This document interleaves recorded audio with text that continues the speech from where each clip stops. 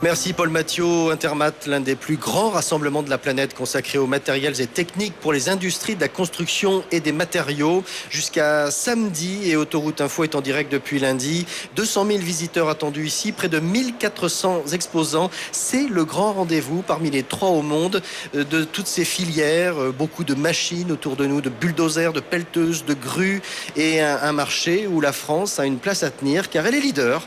Et beaucoup d'entreprises françaises, encore capitalistiquement françaises, sont parmi les meilleures du monde. Alors évidemment, derrière tout cela, il y a des emplois.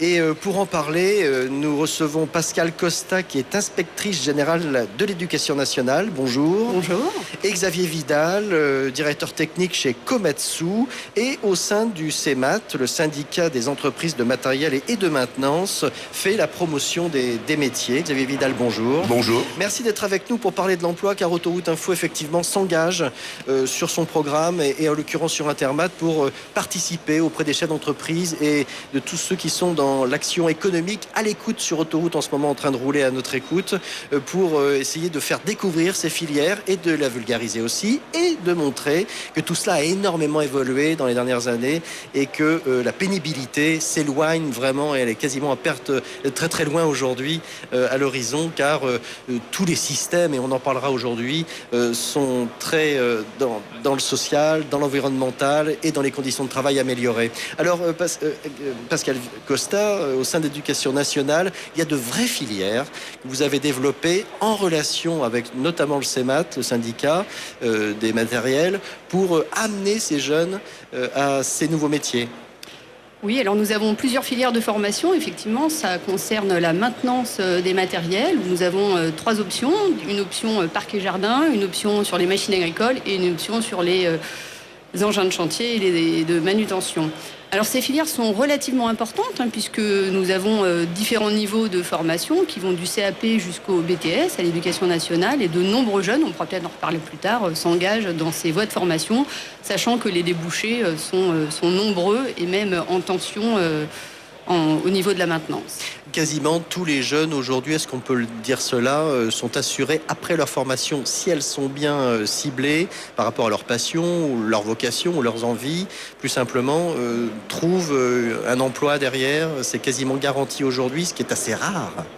Alors, l'autre intervenant pourrait effectivement en parler mieux que moi, mais ce sont des métiers en tension, donc c'est pour ça que la profession travaille étroitement avec nous, puisque nous savons que tous les jeunes qui sont formés trouvent du travail, même souvent avant de sortir, avant d'obtenir leur diplôme. Donc oui, bien évidemment, ce sont des formations qui recrutent et où l'emploi est facile. Xavier Vidal, au sein de Komatsu, je rappelle quand même que Komatsu est une entreprise japonaise, mondiale, qui fabrique des engins de construction et de mines, des chariots élévateurs, des chargeurs sur pneus, des bulldozers, des tombereaux et des pelleteuses. Elle est cotée en bourse quand même à Tokyo. Et Komatsu fabrique le plus gros bulldozer du monde, le D575.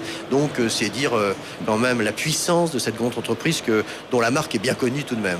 Oui, tout à fait. Elle est connue de toutes les entreprises et tous les passionnés du machinisme. Alors aujourd'hui, pour rebondir sur effectivement les demandes d'emploi, la profession recherche au moins 1500 postes par an. Dans des conditions les plus basses. Donc c'est effectivement une filière où les débouchés sont relativement sûrs et assurés pour tous ceux qui s'y engagent. Et travailler dans de grandes entreprises, parfois nationales, mais aussi mondiales, comme la vôtre. Voilà, le choix est très très large en fonction des volontés et des choix de chacun, mais ça peut aller effectivement de la petite PME de maintenance locale jusqu'à effectivement être salarié dans un grand groupe international. Si on comprenne bien, Pascale Costa, lorsque vous prenez soin de toutes ces filières et vous essayez d'amener ces jeunes au sein de ces métiers, derrière, il y a, on l'a entendu, des débouchés, mais évidemment, vous participez avec les entreprises à essayer de coller bien les formations. C'est souvent ça le problème, on l'a souvent expliqué. C'est surtout pas un problème, puisque nous travaillons étroitement. D'ailleurs, en ce moment, nous sommes en train de rénover l'ensemble de nos diplômes, et ils sont étroitement écrits avec la profession, puisque c'est la profession qui participe à l'élaboration, si vous voulez, des contenus. Donc, nous répondons vraiment, puisque ce sont des diplômes professionnels, à une demande de la profession. Donc,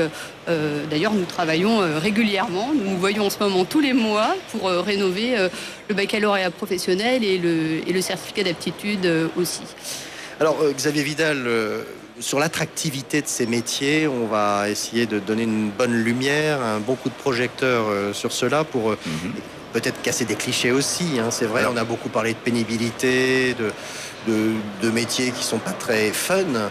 Finalement, quand on vous écoute, apparemment, c'est pas du tout aujourd'hui la réalité. Alors, ce sont des métiers qui sont extrêmement variés. Évidemment, des métiers sur une base technique.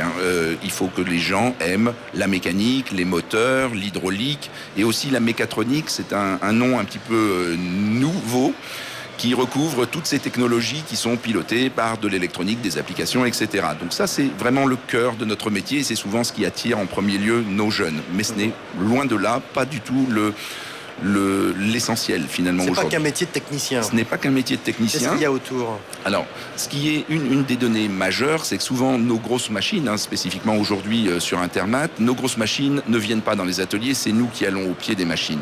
Et à ce moment-là, on est amené à rencontrer le chauffeur, son propriétaire ou des choses comme ça, et donc à établir une communication et un échange. Et nos techniciens doivent absolument aimer aussi ça, et c'est une des variables, une des qualités de travail. Et d'analyse en fait, finalement, de l'enquête presque, sur la panne, sur la relation, bien sûr. Service après-vente, mais bien élargi et, une fois que le contact une fois que le contact est noué avec l'opérateur, il faut ensuite effectivement décoder quelle est la problématique du jour, donc mener une enquête réellement passionnante pour identifier les causes du problème, y remédier dans les meilleurs délais, puisque derrière, il faut penser que nos clients ont de la production à assurer.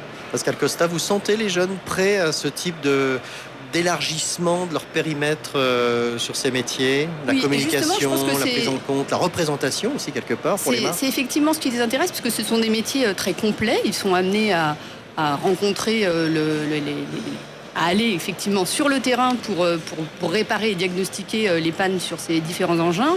Donc nous devons absolument, lors de la formation, développer l'ensemble de ces compétences, à la fois des compétences techniques, mais aussi on a vu des compétences de savoir-être, parce qu'il est bien évident qu'il va falloir dialoguer avec les interlocuteurs pour en fait réussir à trouver les solutions. Nous développons aussi bien évidemment l'aptitude à travailler en anglais, puisque nous savons que aujourd'hui tous ces matériaux en fait et documentations techniques sont en anglais. Partout, donc en fait, ce sont des gens vraiment très complets dont nous avons besoin dans ces filières. C'est une belle ambition et vous sentez que ces jeunes arrivent à endosser le costume tous les jeunes qui s'engagent dans ces formations arrivent effectivement à obtenir donc on peut dire qu'on a des bonnes filières aujourd'hui. Oui, alors il y a des filières en fait très variées. On peut peut-être un tout petit peu en parler. Il y a à peu près 150 établissements en France qui forment à ces métiers. Ça va de lycées professionnels, et aussi de centres de formation d'apprentis, mais aussi des maisons familiales et rurales qui en fait s'engagent dans ces formations. Et Xavier Vidal, donc, vous confirmez, on peut voyager en plus, puisque les machines ne sont pas forcément dans l'Hexagone, mais bien au-delà. Bien au-delà. Nos clients sont souvent internationaux, vous le rappeliez en introduction, et ce sont des métiers où on peut effectivement gagner en autonomie, voyager à l'étranger, l'anglais étant une des conditions nécessaires. Et aujourd'hui, effectivement, les jeunes qui débouchent sur le marché sont de valeureux collaborateurs que l'on espère mener encore bien loin. Merci à vous deux pour cette mise en bouche en quelque sorte et cette participation donc à l'ouverture vers ces nouveaux métiers. On va illustrer tout ça tout de suite avec Florent Collange qui se trouve sur le stand du CEMAT, ce syndicat des entreprises de matériel et de maintenance, qui mène donc une très forte offensive pour créer et attirer du monde. On l'a entendu dans votre voix, Xavier Vidal. Florent Collange, vous êtes avec nous avec un beau projet, avec des élèves là en bac pro qui ont participé à un joli projet. Vous allez l'expliquer tout de suite. Oui Philippe, je suis avec vous, je suis dans le hall 6 avec notamment un enseignant du lycée Georges Charpak à Châtillon sur Chalaronne, c'est dans le département de l'Ain en région Rhône-Alpes. Il est enseignant atelier et maintenance et notamment pour une classe de bac pro, TP et manutention. C'est Nicolas Pillet. Bonjour. Oui, bonjour.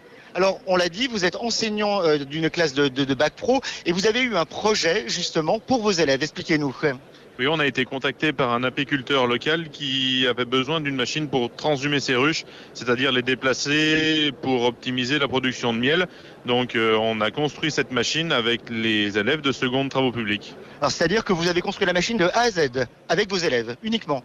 Alors, on a construit la partie qui permet de manutentionner les ruches et donc un jeune pourra vous expliquer en détail de quelle base on est parti et comment a été construite la machine. Il y avait combien d'élèves dans votre classe justement autour de ce projet? 19. Alors, parmi les 19 élèves, Philippe, il y a notamment David Dourin qui a 16 ans et qui est justement en classe de seconde. Bonjour David.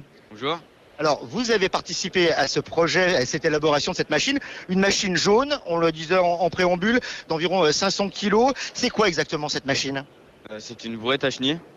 Une brouette à chenilles. Alors, c'est-à-dire, on imagine une grosse brouette sur laquelle on a mis des chenilles, c'est ça? Oui, c'est ça. Alors, on va commencer par le haut de la machine. Expliquez-nous. Je vois qu'il y a 5 boutons, on va dire. À quoi sert ce premier bouton là qu'on voit? Ça, c'est pour l'accélération de la machine. Oui. Après? Ça, c'est pour le vérin, donc pour monter et descendre le vérin. Ici, c'est pour tout ce qui est accélération et tournée. D'accord. Et après, il nous reste 2 autres boutons encore à côté.